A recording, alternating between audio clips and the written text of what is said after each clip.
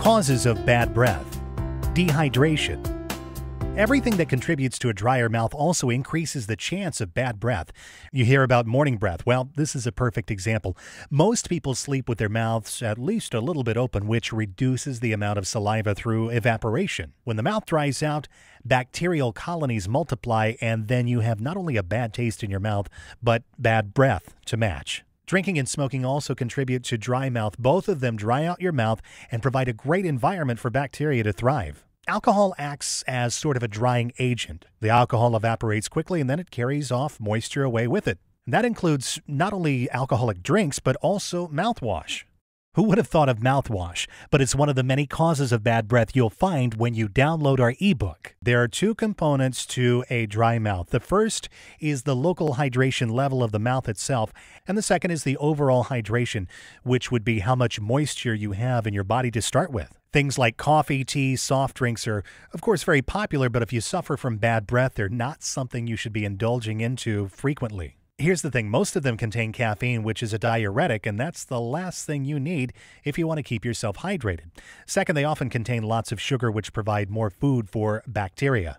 Then there's prescriptions. It's important to take a look at the side effects of the drug.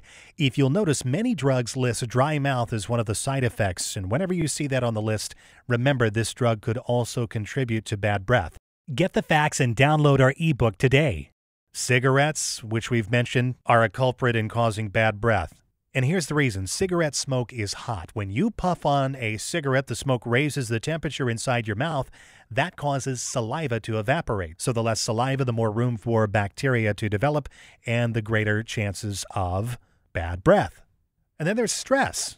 It can also cause bad breath, and one way it does that is by shutting down the non-essential systems temporarily to devote resources to the immediate situation. So the digestion system, which includes your salivary glands, is one of the first to shut down when you're under a great deal of stress.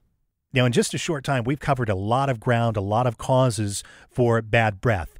In the ebook, there are a number of other causes, including a condition called exerostomia, or chronic dry mouth. The ebook also covers oral hygiene as a cause for bad breath, or let's say the lack of oral hygiene. And with the oral hygiene, we're going to focus in 3 different areas of the mouth, and that's the teeth, the gums, and the tongue. Good oral hygiene involves all 3 of these. Not paying attention to one of them can be a source of bad breath, and we'll cover that in the ebook as well. Of course, oral hygiene is not very exciting. It's one of those things you do because you have to. It starts in childhood. You're told to brush your teeth and go to bed. We'll discuss other things like flossing, brushing your gums, brushing your tongue. Dentures and orthodontic appliances such as braces can also be a contributing factor. There's a wealth of knowledge, including what to drink, how much to drink. Can you drink too much water? Your body is a complicated system. The root cause of most bad breath is dehydration. So sign up for the ebook. We'll show you how to combat dehydration and get you on the road to better breath.